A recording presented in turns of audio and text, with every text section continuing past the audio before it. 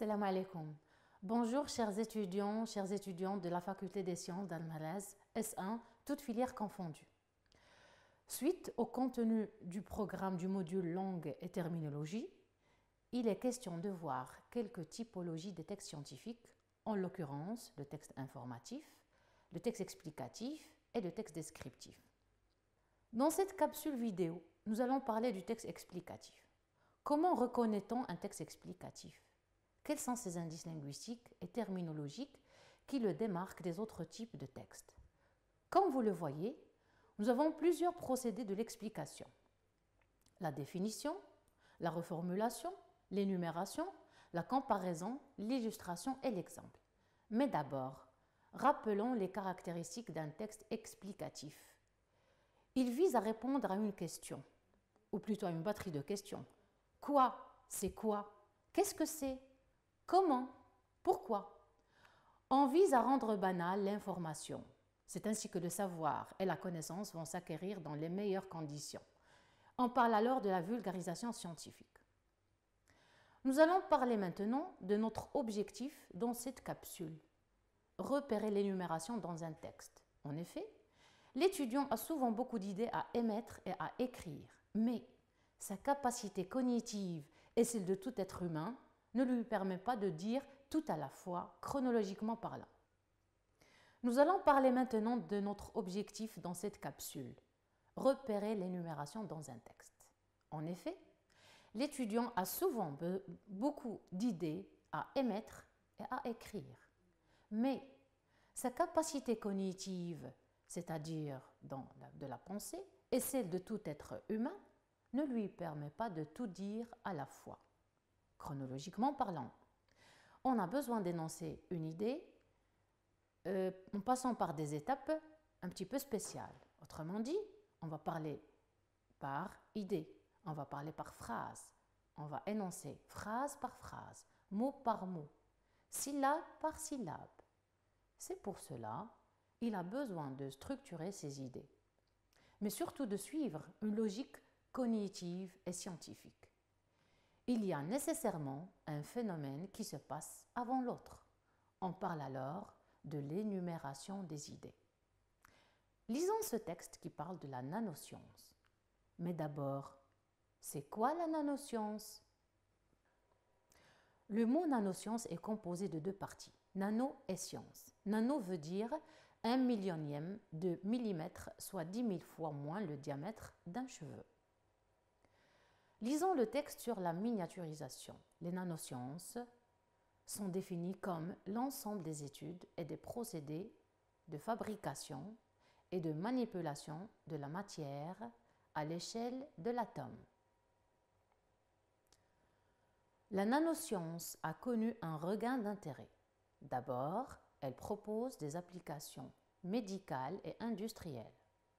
Ensuite, elle révolutionne l'électronique et la médecine en permettant la conception de minuscules implants dont la taille ressemble à un grain de riz. Quel est le sujet traité dans ce petit texte? On parle ici de la nanoscience ou de la nanotechnologie. Nous remarquons que nous avons utilisé 3 couleurs pour mettre en évidence les procédés de l'explication dans ce texte. La couleur bleue est réservée à la définition. On appelle est défini par, c'est ce qu'on appelle.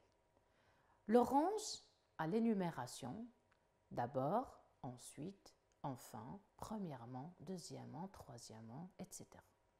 Et la couleur verte à la comparaison, comme, tel que, pareil que, ressembler, s'avoisiner, etc. Comment repérer alors l'intention explicative dans notre texte?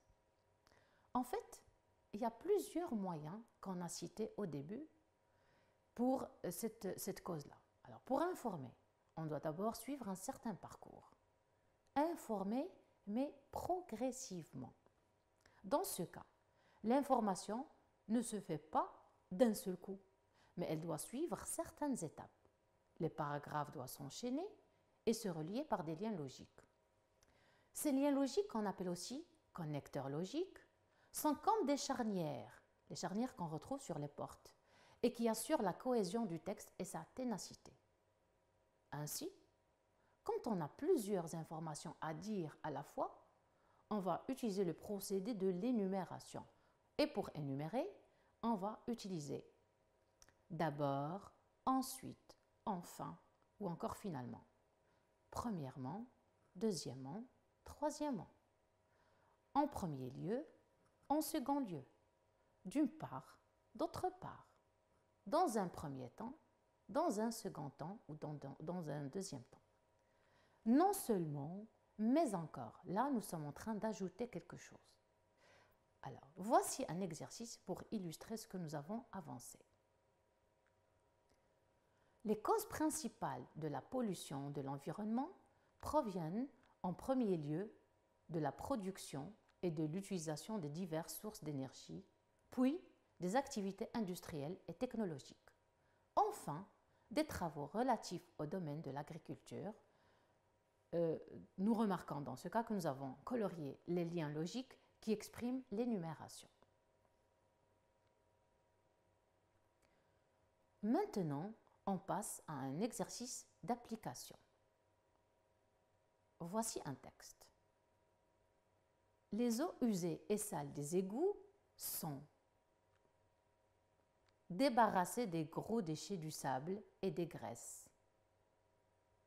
Ces eaux sont conduites dans un bassin aéré. Elles sont débarrassées des matières dites organiques. Les débris animaux ou végétaux. Dans un bassin, les liquides sont séparés des matières solides. C'est l'étape de la décantation. Les eaux traitées arrivent à un dernier bassin où elles sont épurées avant d'être envoyées, purifiées à 80% dans les cours d'eau. Donc vous remarquez, j'ai expressément mis un temps vide pour pouvoir remplir ces cases. Voilà le corrigé. Merci pour votre attention.